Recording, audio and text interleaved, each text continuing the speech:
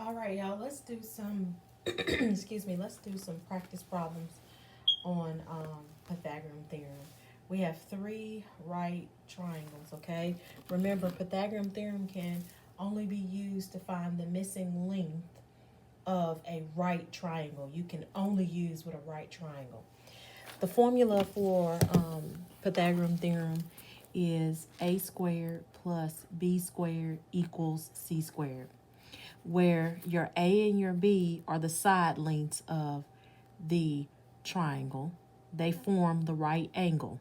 Okay, it's always going to be A and B is always going to be the sides that form the right angle. It doesn't matter which one you label A and B because they both form the right angle. So you could put A here or B here, A here or B here, but you cannot put A or B here. This is the slanted side, which is the hypotenuse.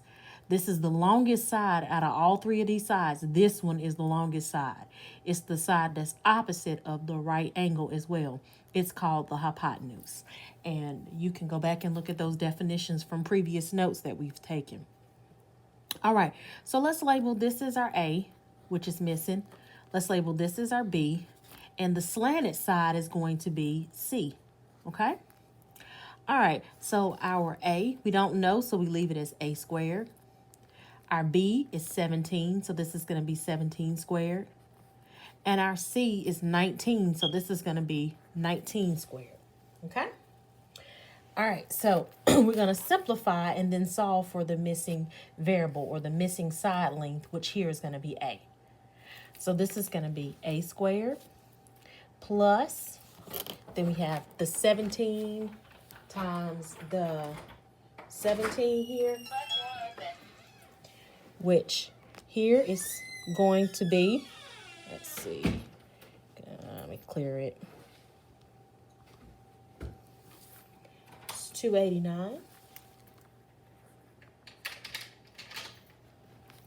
Then we're going to do the 19 squared.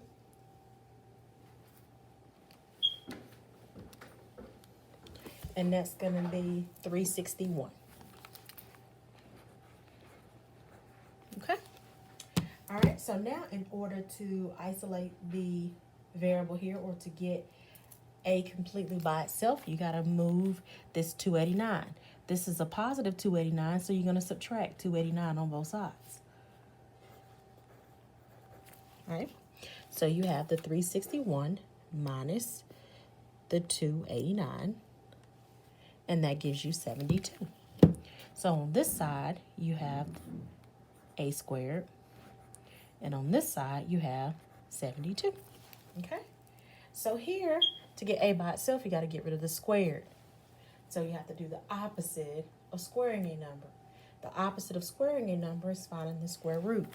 So you're going to find the square root on each side.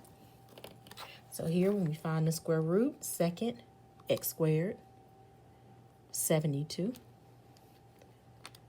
That's going to give us about 8.5. Okay? I'm going to round to the nearest tenth place. So this is going to be about 8.5. Okay? The second one, we label all of our parts to this right triangle. This side is our A. This side is our B. And the slanted side, the side that we don't know, is our C. Okay? We rewrite the formula, which is A squared plus B squared equals C squared. Now we're going to substitute the numbers into the formula. Our A is going to be 5, so that's 5 squared. Our B is going to be 13, so that's 13 squared. And our C, we don't know. Now we're going to simplify. We got 5 times 5. Remember to put that in the calculator just to show you should know it's 25. But that's 5 squared. We can do it there. Same thing with 13. You have 13 squared. And you're going to put that there. Those you should know by heart. Okay. So now here, you add these together. You got 169 plus that 25. That's going to give you 194. equal to c squared. Remember, in order to isolate c or to get c by itself, you want to find the value of c, you got to get rid of the squared. The inverse of squaring a number is to find the square root. So you're going to find the square root on both sides. Second, x squared is square root. That's going to be 194. The square root of 194, we're going to round it to the nearest tenths place. That's going to be 13.9. So C is about 13 and 9 tenths. Okay. All right. Here, we're going to label our triangle again. So we got our legs. This is going to be A. B, we don't know. And C is the slanted side, opposite of the right angle. Okay. We're going to rewrite our formula. A squared plus B squared equals C squared. We're going to substitute those numbers into the formula. Our A is 10, so we have 10 squared, plus our B we don't know, so that's B squared. C is 20, so we write 20 squared. We simplify. We should know what 10 times 10 is, but to type it in, 10, and the square button is right there. Plus B squared equals 20. We know what 20 squared is, but to type it in, you push 20, and the squared button is here.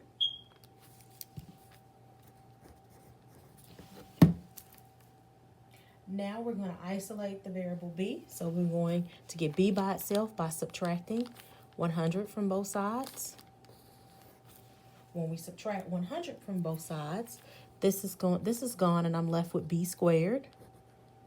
Bring down that equal sign. When we subtract the 100 here, this is going to be 300. To get b by itself, to find the value of this leg down here, this bottom leg, we got to get rid of the squared. The opposite of squaring a number is to find the square root. So we're going to find the square root on both sides. The square root of b squared is just b. This is going to be about. The square root of 300, second, x squared, 300, is going to be about 17.3.